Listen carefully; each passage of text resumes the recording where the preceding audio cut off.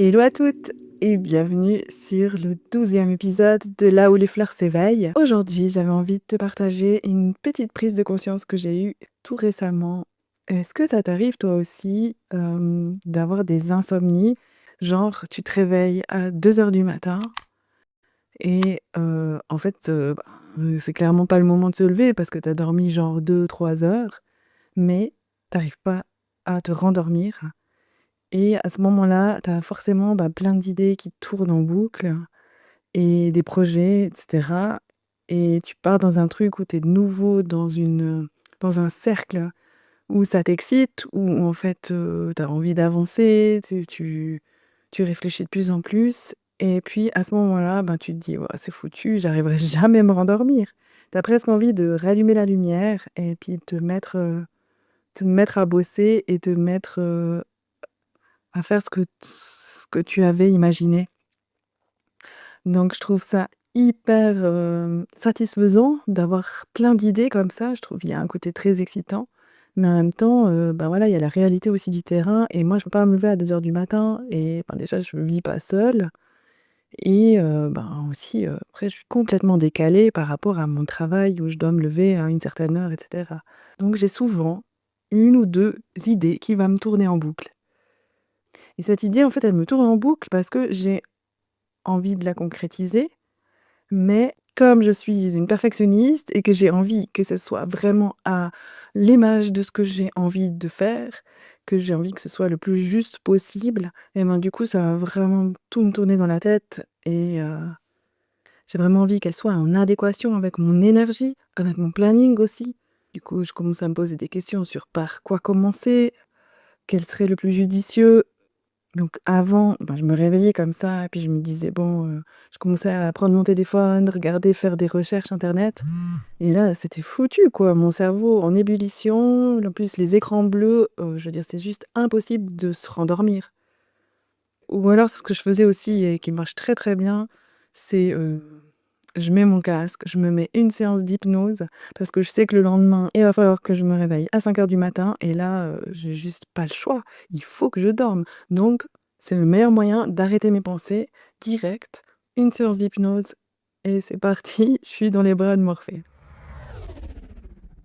Mais là, je me suis dit: «J'ai des idées et c'est pas pour rien que ça me tourne en boucle et j'aimerais savoir, en fait, pourquoi ça me tourne en boucle et de pouvoir réussir, en fait, à ce que, j'arrive sans hypnose, sans, aller dans cette ébullition, folle et puis qu'au final, ça me règle rien et puis le lendemain, je suis toujours, dans cette ébullition et en plus j'ai de la fatigue et souvent on dit aussi quand on a des insomnies, faut surtout pas se forcer à essayer de dormir et cetera, rester dans le lit avec la couverture. Donc là, j'ai fait totalement le contraire que d'habitude. Je suis sortie de mon lit, j'ai allumé la lumière, pas trop fort, j'ai allumé une petite lumière pour pas déranger aussi parce que, forcément je vis pas seule donc je peux pas non plus me permettre de tout chambouler. Donc je me suis posée au salon et j'ai pris en fait carnet mon carnet où je note en fait, toutes les idées et cetera. Heu Et j'ai essayé en fait de mettre de l'ordre là-dedans. Et je me suis dit: «Comme ça, c'est posé à quelque part et je peux aller de l'avant et je vais jusqu'au bout du truc. Je prends 1 heure, c'est pas grave, je prends 1 heure, mais clairement et ensuite, on verra ce que ça donne». Et alors franchement, le résultat, il était hyper bluffant. Donc, je suis partie de mon idée. J'ai une idée, j'ai un projet en tête qui me tourne en boucle. La première question que je me pose, c'est: pourquoi j'ai envie de réaliser cette idée? Quel est mon objectif là derrière? Et à ce moment-là, déjà, le projet il commence à se préciser un petit peu plus et j'arrive à me focaliser sur une idée. Ensuite, il y a mon cerveau qui se remet en ébullition, je commence de nouveau dans l'excitation, où je me dis: «Waouh, j'ai trouvé une super bonne idée» et j'ai tout de suite envie de la concrétiser. Donc là, on est dans cette ébullition folle, on la laisse venir. Sauf que c'est 2 heures du matin et je peux pas allumer la lumière et retourner tout mon appart. Je peux pas. Donc là, la raison. Deuxième point, donc dans un second temps, je fais face aux contraintes, aux freins. à la réalité. Je me dis: «Bon, bah, voilà, OK, c'est pas le bon moment, OK, mais je la fais quand alors? Je la fais demain matin, au saut du lit, direct, parce que j'ai envie de la concrétiser, parce que j'ai trop hâte».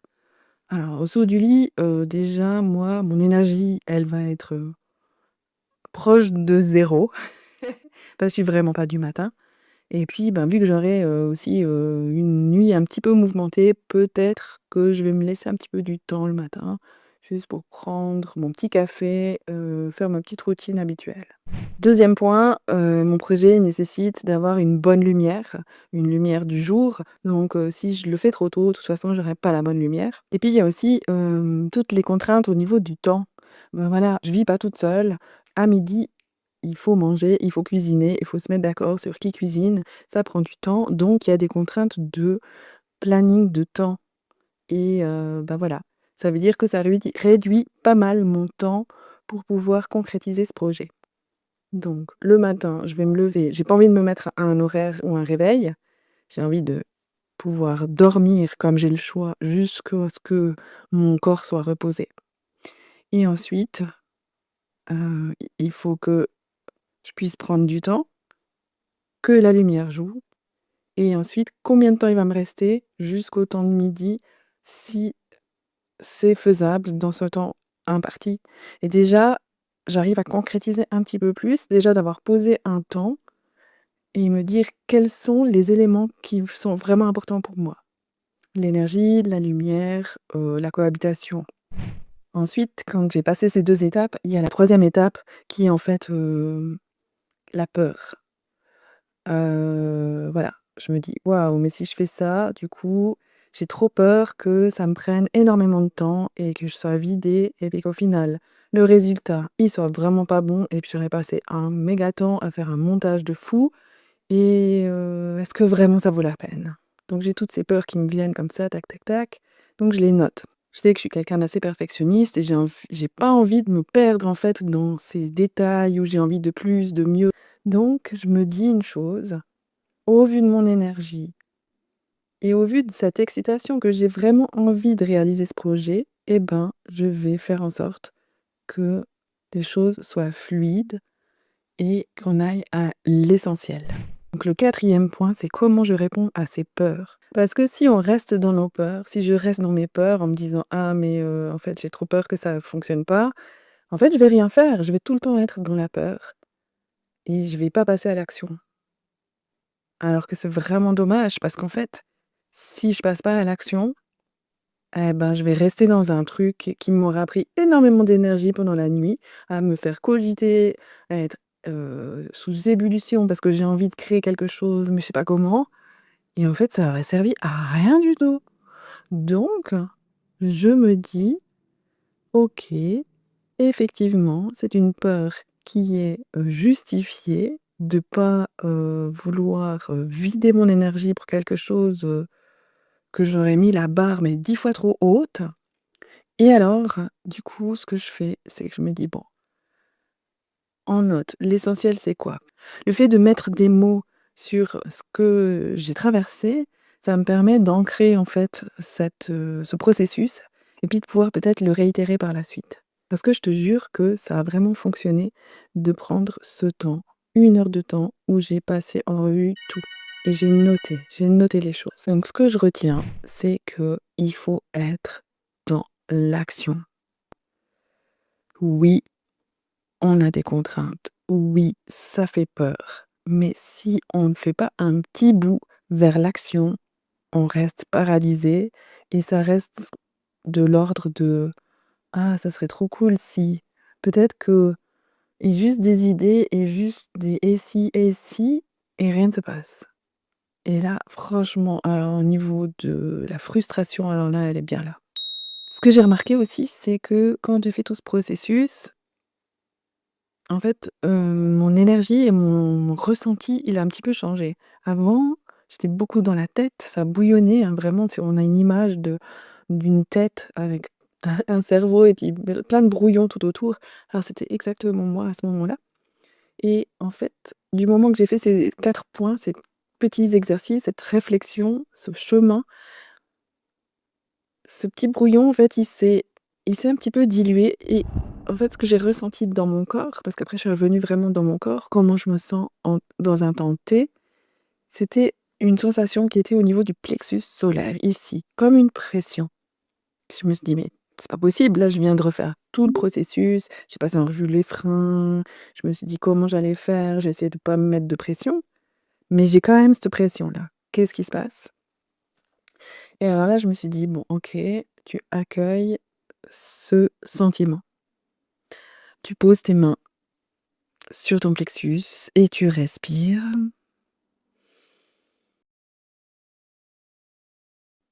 et là, tu te dis juste un petit mantra qui peut aider.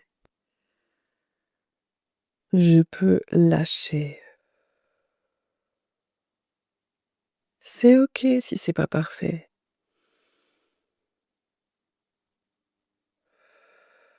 Je peux lâcher».